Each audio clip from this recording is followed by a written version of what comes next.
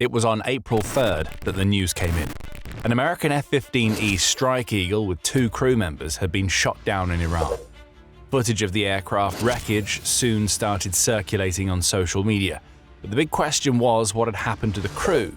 A pilot and a weapons system officer, WSO, were still missing.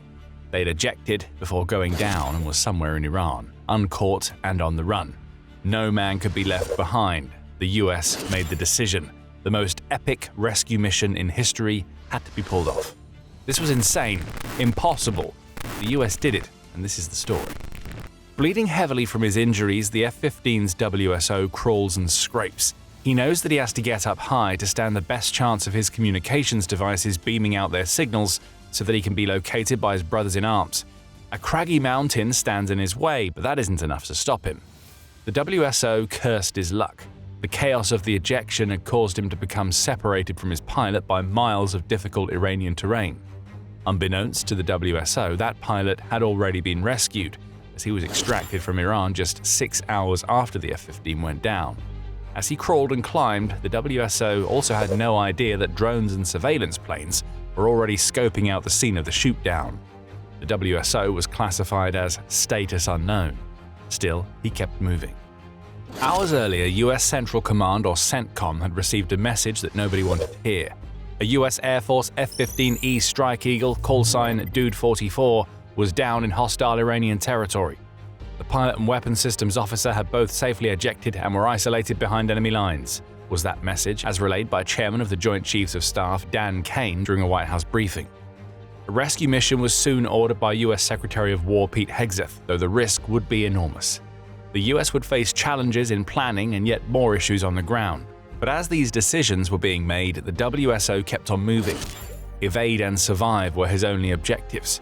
Armed with a small handgun and potentially surrounded by unseen enemies, the WSO hiked and clambered, scaling a 7,000-foot ridgeline in search of a hiding place. Finally, he found it, a crevice.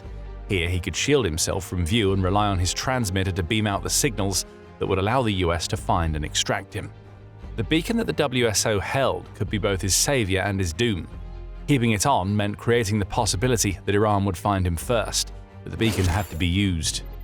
Without it, there would be no chance of extraction, so the WSO used his beacon intermittently while hiding in the crevice he'd discovered. The beacon was doing its job. Signals were being transmitted, however, getting a lock on the WSO was proving difficult. About 14 hours after the F-15 had been hit, CENTCOM was preparing a statement. It was preparing to tell the world that the pilot had been rescued and that the WSO was still status unknown. And then something changed. Officials finally got a confirmed lock on the WSO's beacon. The initial statement was scrapped. Hegseth informed US President Donald Trump they needed to keep the rescue of the pilot a secret for as long as it was still possible to extract the WSO, and the rescue mission was officially launched. The operation needed time to launch. This was not a case of sending in a chopper and getting the WSO out. Iran was actively looking for the downed officer, just as the US was. Planning, preparation, and, as we later found out, dozens upon dozens of aircraft and personnel would be needed to make the rescue a success. The WSO knew none of that as he lay in his crevice. All he knew was that the Combat Survivor Evader Locator, C-Cell, which is the beacon that would be his salvation, needed to be used sparingly. That device, weighing just 800 grams and built by Boeing, looks like a military radio complete with a handheld computer. Built into the WSO's survival vest and located near his chest for easy access, it has done what it was designed to do: survive the harsh exit of an ejection from a stricken fighter jet. The device had been sending out coordinates and encrypted messages every time the WSO used it. Those messages had been received. The US was busy making its plans as the WSO hid and tended to his wounds. Miles away from the WSO's position, the US Air Force was setting up a Combat Search and Rescue, or CSAR, task force for the mission. Comprised of A-10C Thunderbolt II close support jets, HH-60W Jolly Green II Caesar choppers, and HC-130J Combat King Caesar aircraft. That package was built for missions just like this, as were the Air Force Special Operations Airmen, who were tasked with getting the WSO out of Iran alive. The Jolly Green II choppers had already been used, along with the A-10s, to extract the F-15's pilot, taking fire as they did so. But the mission to come was far more complex. The Caesar package was large, and it would need to be accompanied by other Air Force assets, which all add up to something that the US has tried so hard to avoid during Operation Epic Fury: risk. By the end of the planning phase, the US had determined that it would need over 150 planes and more than 200 munitions to complete the operation, CBS News reports. Trump himself said that committing all of these resources to the rescue mission was a risky decision, and he had a point. The US could have wound up with, for example, 100 dead as opposed to 1 or 2 if things went wrong. But the decision had been made for a simple reason, as Trump explained. It's a hard decision to make, but in the United States military, we leave no Americans behind. We don't do it. Back to the Caesar, it wouldn't just be the A-10s for close air support and the Caesar-specific aircraft that the US would need for the operation. Those aircraft would need to get into Iran, and a makeshift airstrip would be needed to serve as a base for the extraction. After all, Iran had just proven that it could take out a premier US aircraft using shoulder-mounted air defenses. Iran's forces could not be afforded that opportunity again. Fighter jets would accompany the Caesar package and later would engage with Iranian forces to keep the heat off the WSO. A distraction would also be arranged, but we'll be getting to that later. As for Iran, as the US set up its Caesar, Iranian ground forces were combing through the mountains and rough terrain around where the F-15 had been shot down. They wanted to capture the WSO or pilot, ideally both. The propaganda victory alone would be huge, as either could be paraded on Iranian television as an example of how, for all of its firepower, the US military had failed to protect its own. Not knowing that the F-15 pilot had already been rescued, the Iranian regime offered a bounty of around $66,000 to anybody who was able to find either the pilot or the WSO alive. That brought armed civilians into the search, the BBC reported. An Iranian net had formed. Massive at first, but as more people joined the search, lured by the prospect of making up to 734 times the monthly minimum wage, that net was starting to close. The US had gathered its assets. It was almost ready to make its move, but it had to be quick. The WSO couldn't stay hidden forever, and remaining in one spot meant that its potential captors could eliminate potential hiding places. But as all of this was happening, another group was playing its role in the mission to come. That alone changed everything for the WSO. But before we dig deeper into that, this is a quick reminder that you are watching The Military Show. We bring you the full picture, not just the headlines. Hit subscribe if you want to stay ahead of the curve. It wasn't just the combat survivor evader locator that had shown the US military where they needed to look for the stranded WSO. The CIA had gotten directly involved, as its director John Radcliffe revealed. He told journalists that the CIA had access to unique capabilities that the US president can deploy as and when needed. Some of these capabilities fall under covert action authorities, and because covert means exactly that, I'm not going to be able to tell you everything that you want to know, Radcliffe said, before adding, at the president's direction, we deploy both human assets and exquisite technologies that no other intelligence service in the world possesses to a daunting challenge. He compared the challenge of finding the WSO to hunting for a single grain of sand in the middle of a desert. However, it's the mention of human assets that grabs the attention here. The CIA would have been looking out for the WSO's signal, just as the Air Force was. But what does human assets mean? Is Radcliffe referring to CIA members operating in the US? Perhaps. According to Trump himself, it was CIA camera technology that ultimately allowed the US Air Force to zero in precisely on the location of the hidden WSO. Those cameras were scanning the side of the mountain that the beacon had alerted the military to, and Trump himself explained that the cameras saw the head of a human being. Trump added, and then all of a sudden, 45 minutes later, he moved a lot, stood up, and they stood halfway of him. And that was really at the beginning of something incredible. We had no idea where he was, but not specifically. That's a big mountain. The WSO's approximate position had been known up to this point. With the CIA's help, the US now knew precisely where the WSO was hiding. Iran didn't have that information yet, so the US had an advantage. Still, there was more work to do and more challenges to confront before the WSO could finally be extracted. Before a rescue could be completed, the US had to set up a FARP. An FARP is a forward arming and refueling point, and it needed to be created deep inside enemy territory, where it also had to be secured against Iranian attacks. This FARP was essential. It would serve as the staging area for the entire mission, along with all of the equipment and personnel that the US would dedicate to the rescue. An Air Force Special Tactics team had allegedly surveyed and identified several Iranian runways and airfields that could be used for landing and drop zones in preparation for just such a mission. That work would have been done at least from the beginning of Operation Epic Fury and perhaps long before, former Special Tactics Squadron Airman Kyle Rempfer reveals to the War Zone. Rempfer adds that the priority would be to find an airstrip that could host a couple of MC-130J Commando 2s, which would be used in the extraction. A small runway used by crop spraying planes would be more than enough in terms of size, but the US also had to consider terrain. Soft soil doesn't hold up to the repeated landings needed for a mission like this, and recent weather may have eroded soil to the point where it couldn't stand up to usage. That issue would come to the fore. But for now, the US was focused on building up a force that included 155 aircraft. Trump said that this force involved 64 fighter jets, 48 refueling tankers, 13 rescue aircraft, and more. Adding to that list were 4 bombers. Hold on a second, this was a rescue mission. What could the US possibly need bombers for when the goal was to ensure the WSO was pulled out safely? There are 2 answers: deception and suppression.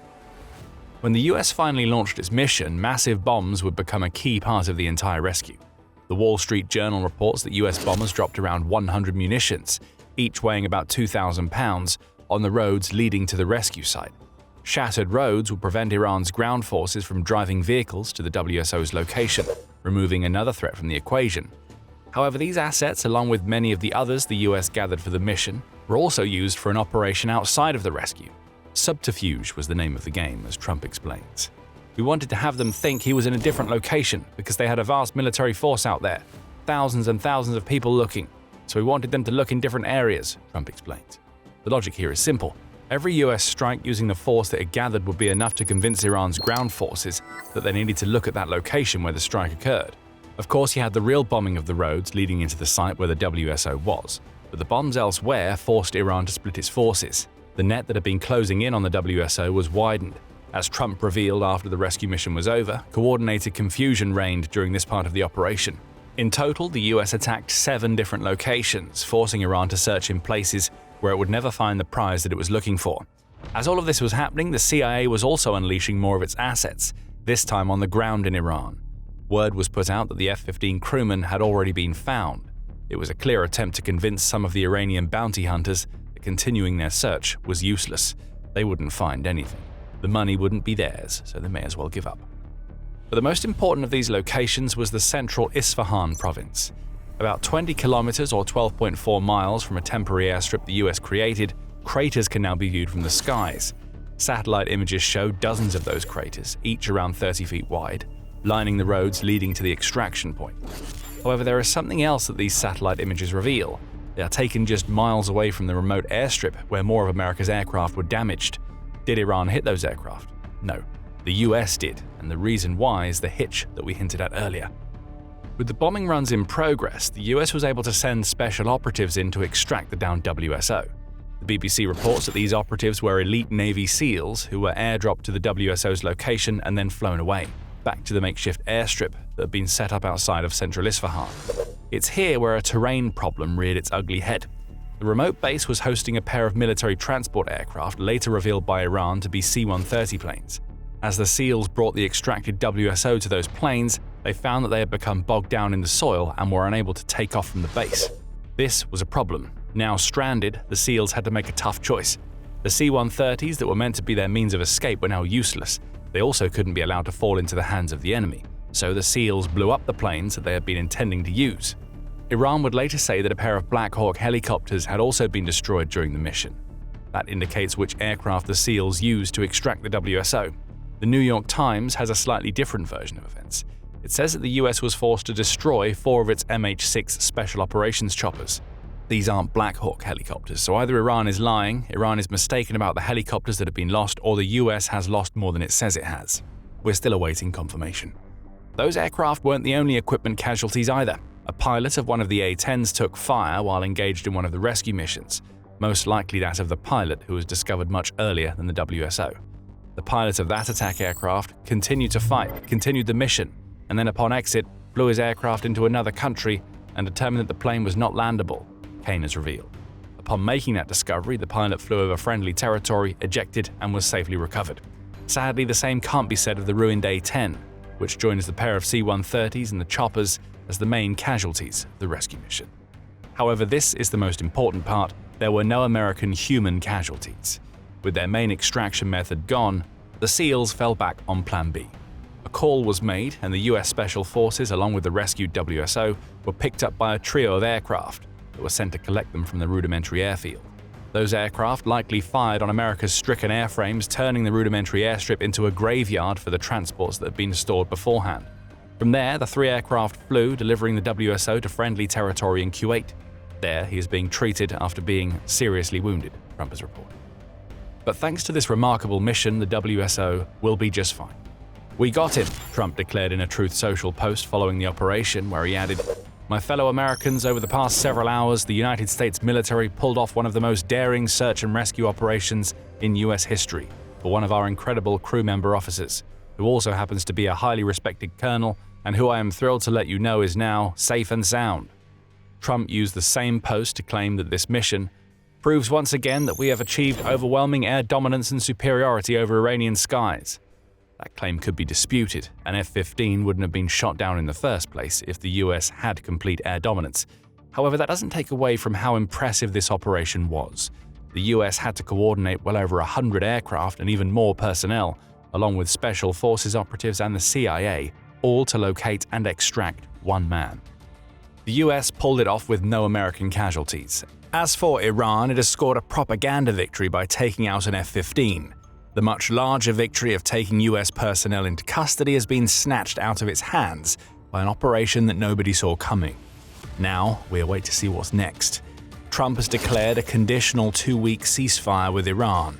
The Strait of Hormuz must be reopened for that ceasefire to stick, and Iran says it will abide by the ceasefire as long as all attacks against it stop. Are we finally seeing the end of Operation Epic Fury? If not and the ceasefire is broken, the US will be ready with more aerial firepower, including its F-22 fighter jets. These jets have already been unleashed on Iran, and they'll be ready to hit even harder if and when needed. Find out what they've already done in our video, and remember to subscribe to The Military Show if you enjoyed this video. And thank you, as always, for watching.